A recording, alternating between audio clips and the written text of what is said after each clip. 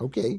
There's Mosaic platforms, by the way, by Remedy Informatics, and that seems, among others, provide an interface for data harmonization, right, and clinical support.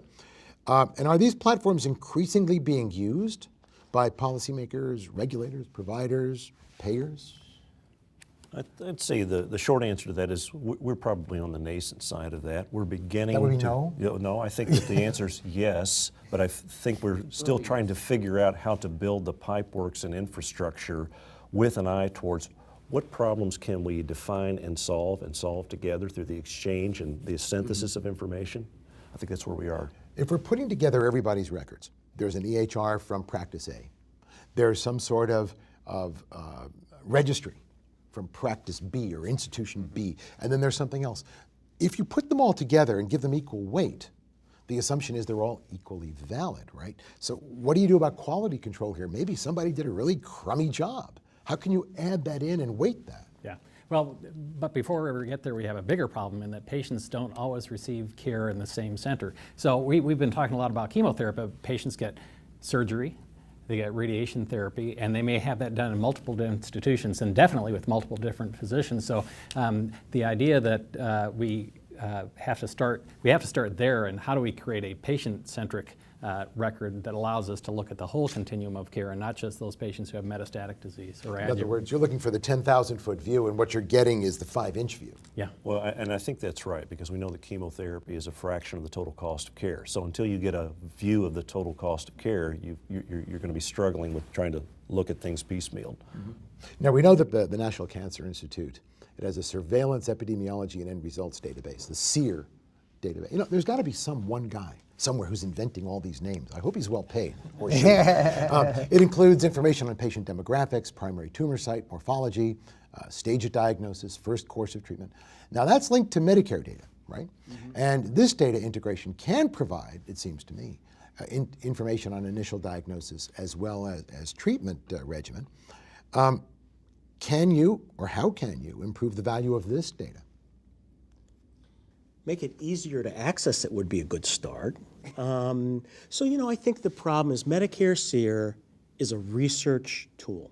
That is how it was really developed. It was not designed to make our life easier or necessarily improve the transparency to allow a patient to understand appropriateness of care. It's really a research tool. So there's an application process and a fee and all that other stuff. Also, Medicare SEER has limitations in terms of how the data is collected, how complete the data is, whether it's an accurate representation of the country as whole or whether it's urban predominated, which it is.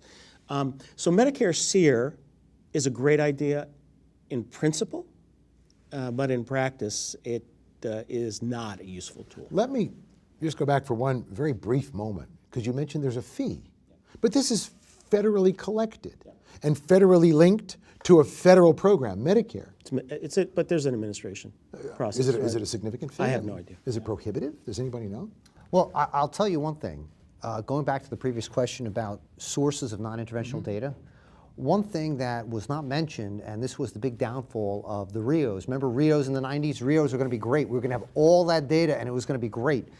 One thing people did not take into account, and why most of those failed, was there was no setup for who was going to be doing the data governance, who was going to pay for the maintenance of the data, who was going to say what kind of data goes to whom. And we have that same problem today. You know, SEER costs money. Well, who says it costs money? How much? For whom? Till we fix that, we can't really make headway. And what about, I'm sorry, go ahead. Well, and I think SEER is a terrific example of what we could do, but as Mike pointed out, it's not nationally representative. It's more a convenient sample of contributing centers. And so, but ultimately the question is, how do we fund this to be a more nationally representative registry of patients that we could then tie into outcomes data as well as cost data? I want to come back to this silo concept. It's very disturbing to me because I know that privacy in this age is gone. Right, all the kids have got all their kids, even young adults have got all their pictures, all their biographical data. It's all out there on Facebook. And yet, people who are trying to pay for life-saving procedures and evaluate them have trouble getting data they need. So how do you link SEER? You link these databases together. Can they be done, or is simply federal regulation so prohibitive you can't do it? I would say that today the architecture of SEER is not such that you could say, oh, here's a puzzle piece, here's a SEER puzzle piece, and I fit them neatly together. I mean, there's no 14-year-old kid in his basement that can do that for you? I don't think that's going to happen right now. I think it's No, but I think that there are other entities that are trying to establish solutions in this space. ASCO's Cancer Link, for example, has proposed to function to aggregate, sort, report clinical data, cost data, outcomes data together. So I don't think the government's not going to provide the solution to this. I think that the private sector. So you think the private sector is going to operate to implement coverage policies based on data that they collect, which is separate from the feds? Yes. Why? Why do we have to do that? It sounds crazy to me, no? It does.